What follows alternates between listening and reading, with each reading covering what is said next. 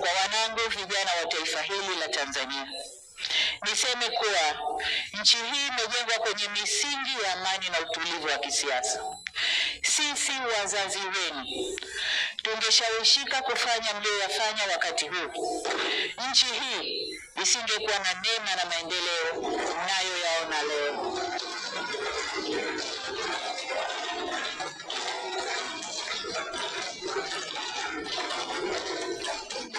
Mheshimiwa Spika, nataka nirudie hilo kwa wanangu vijana wa taifa la Tanzania.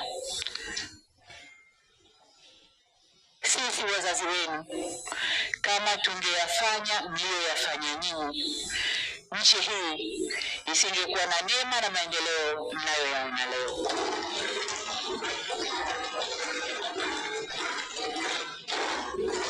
Hivyo niwasihi sana wanangu vijana wa Tanzania, nchi hii ni yenu. Kwa shida zozote zile zinazowakabili, msikubali hata siku moja hili, na waomba mlikatae kwa nguvu zenu zote. Ninyi ndio walinzi na wajenzi wa taifa hili, na wasihi kamwe msije kuwa wabomoaji wa taifa lenu. Mheshimiwa Spika, kuna wakati vijana hufuata mkumbo wa uhalifu kwa ushabiki.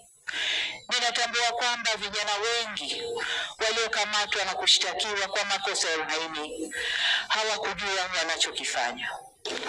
Nikiwa mama na mlezi wa taifa hili, ninavyoelekeza vyombo vya sheria na hasa ofisi ya mkurugenzi wa mashtaka kuangalia kiwango cha makosa yaliyofanywa na vijana wetu. Kwa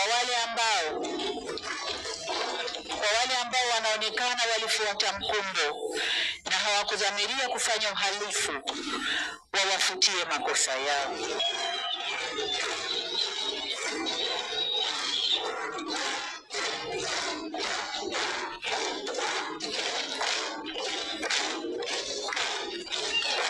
Asante Mheshimiwa wabunge, nashukuru. Mheshimiwa wabunge, ukiangalia klipu zile za maandamano, unaona kabisa kuna vijana ambao waliingia kwa kufuata mkumbo. Wanaimba kwa kufuata ushabiki. Hawakuwa wanajua wanalolifanya. Kwa hiyo kama mlezi, kama mama, ndio maana naelekeza vyombo vya ulinzi na usalama, hasa ofisi ya DPP, kuchuja viwango vya makosa. Na kwa wale waliofuata mkumbo, basi waseme nao kisha wawaachie waende kwa wazazi wao.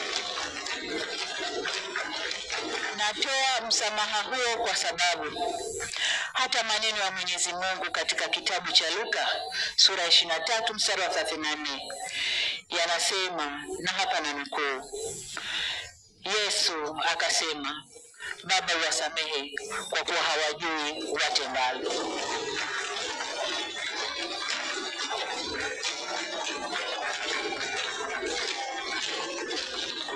Ndugu zangu wa Tanzania, tujifunze kutokana na mapito yetu. Hapana shaka kwamba Tanzania ni nchi inayofuata misingi ya kidemokrasia. Ila neno demokrasia kamili inaweza kutafsiriwa kwenye mitazamo tofauti. Haina formula moja. Kama taifa tunaendelea kujifunza na kujirekebisha. Hivyo basi sote kwa umoja wetu tunapaswa tuitumie fursa hii, tuendelee kujifunza, tujirekebishe na tukubaliane jinsi ya kuendesha nchi yetu kidemokrasia